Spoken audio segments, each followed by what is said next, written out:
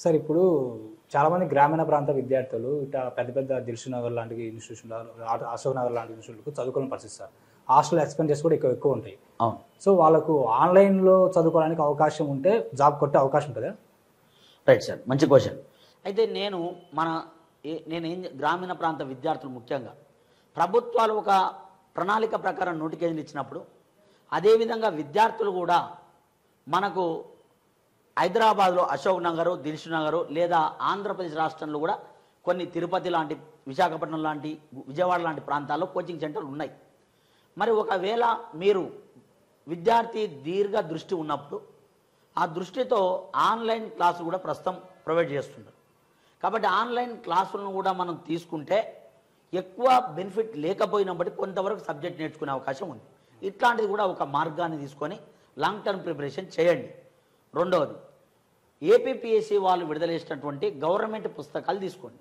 అవి inter, degree లేదా పీజీవి కానీ తెలుగు అకాడమీ, లేదా ఏపీపీఎస్సీ వాళ్ళు విడుదల చేసినటువంటి పుస్తకాలు తెలుగు అకాడమీ సంబంధించిన తీసుకొని మనకిచ్చిన సిలబస్ ఏమి ఇచ్చాడు, మనం ఏ పుస్తకాలు మన దగ్గర ఉన్నాయి, అందులో ఉన్న కాంటెంట్ మనకు సరిపోతుందా అని ఒక ప్రణాళిక ప్రకారం సీనియర్ ఫ్యాకల్టీలను అడ్వైస్ తీసుకొని దాని ప్రకారం మీరు ప్రణాళిక తయారు చేసుకొని పుస్తకాలు చదవటం లేదా కోచింగ్ సెంటర్లో మంచి కోచింగ్ సెంటర్ని ఎంచుకొని కోచింగ్ తీసుకోవటం మూలంగా సక్సెస్ అయ్యే అవకాశం ఉంది. కాబట్టి విద్యార్థులకు ఆలోచన ఎప్పుడు ఉండాలి అంటే డిగ్రీ మొదటి సంవత్సరం నుంచే నీవేం కావాలనో ఆలోచన ఉండాలి సార్.